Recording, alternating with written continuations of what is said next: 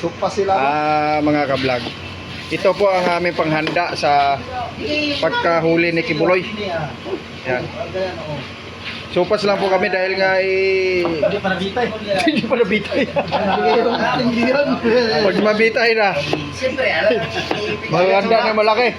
Litson na kami ng camel, buong camel. Buong kamil kay Lilitson. Ayan mga ka-vlog, oh. Yan.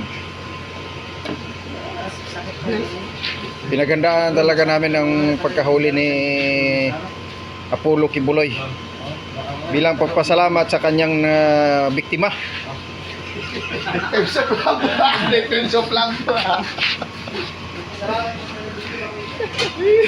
Kunin natin itong kutsilyo.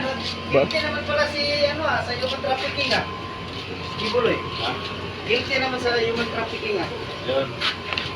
Sa iba lang, sa dito lang sila dali sa Rick. Yan. Ay, Hawaii ba? Sa Hawaii ba nangyari? Ingrid na? Ewan sa, yun, sa yung... Dali! Davao, Quezon City, mayroon siya akusado.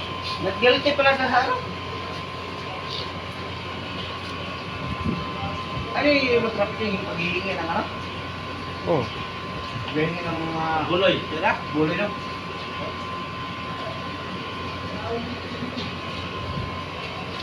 At nakatanggap ng reward.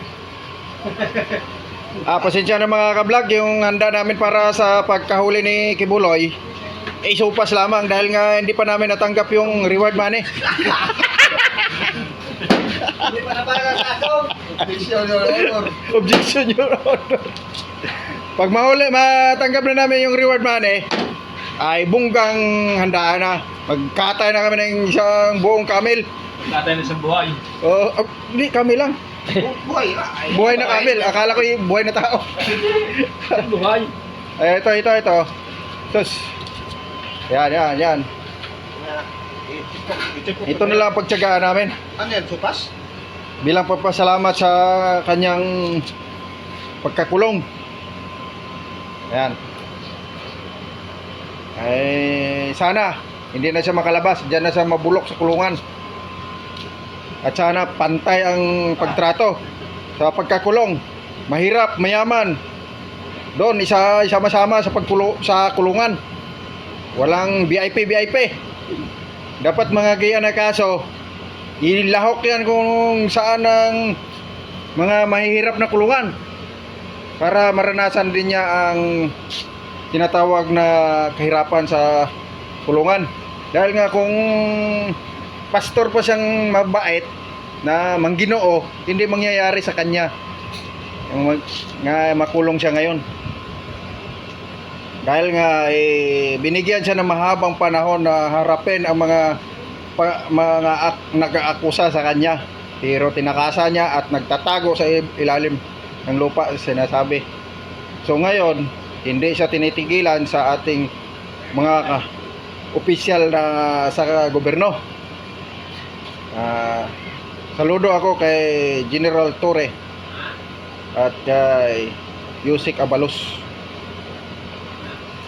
Sila ang sinasakripisyo nila ang kanilang buhay. Hinarap nila, tinapos nila ang kanilang mission. So ngayon naging success. Ito na ang hinanda namin ngayon. Na sana talagang diyan na siya mabubulok sa kulungan. Dahil nga sa tutuusin, binigyan na siya ng mahabang panahon na para harapin niya at katunayan na siya walang sala. Pero anong ginawa niya? Nagtago sa loob, sa kalahating buwan. Kung hindi siya naiipit, hindi pa siya mahuhuli. Pinalabas pa nilang sumuko raw. Pero sumuko man siya o nahuli, iisa lang yon. Pinalabas lang yon sa mga kakampi nila na sumurinder. Sino po namang hindi sumurinder? Nandyan na nasakutin na. Kung nadili lang ng mga ilang minuto assault na siya, hindi na siya makasakay ng eroplano. Malamang sa kabaong na siya makasakay kung manglaban siya. Nabuinas pa kaya dahil nga siya ay lumabas na pusa sa kanyang lungga. O sige mga ka-vlog, hanggang dito lang muna ang aking pag-vlog at video. Dahil may sunod pa, abangan ninyo, may live ako. May live ako mamaya. Thank you very much sa inyong panonood, sa walang sawang suporta sa aking adventure vlog. I love you to all, to all supporters. Sa sunod naman nating pagsasama.